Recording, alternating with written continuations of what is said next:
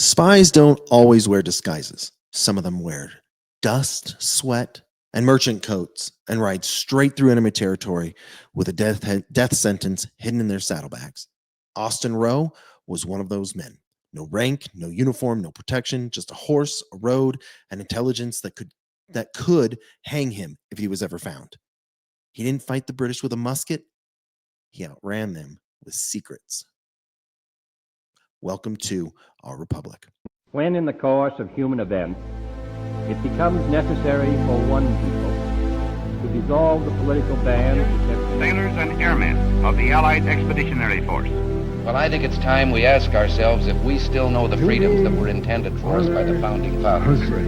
Not one small step for man. Those three hallowed words reverently dictate what you ought to be, what you can be, what you will be. we pledge to each other our lives, our fortunes, and our sacred honor.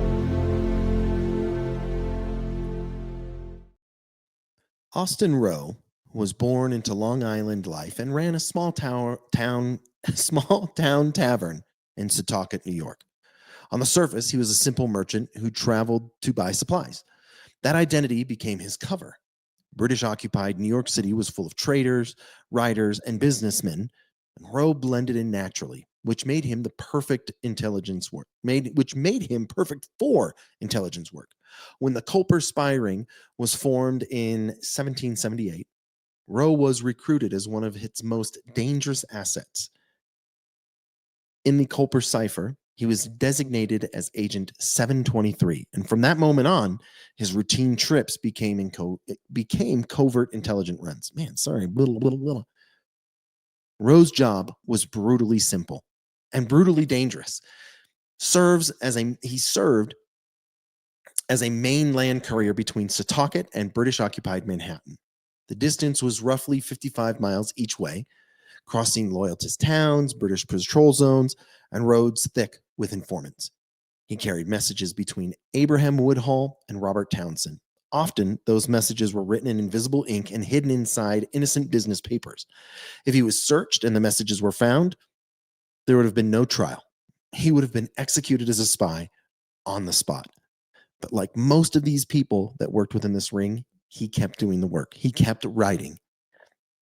Rowe made dozens of trips through enemy territory over severoll years.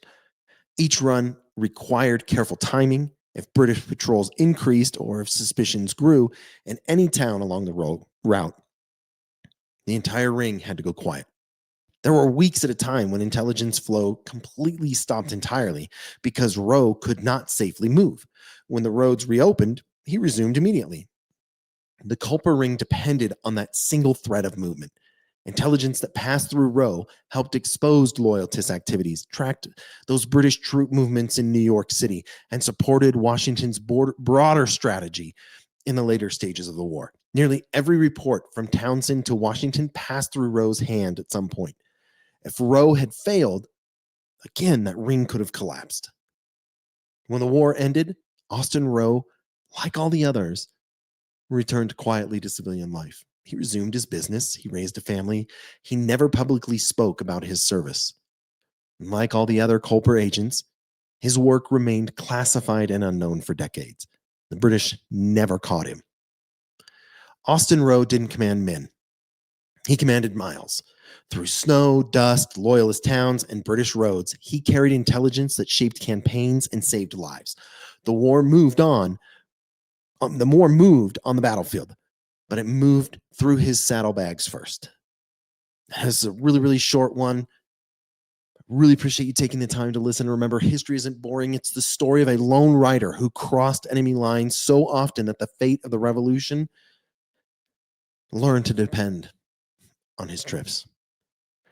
Really appreciate you. We'll see you next time.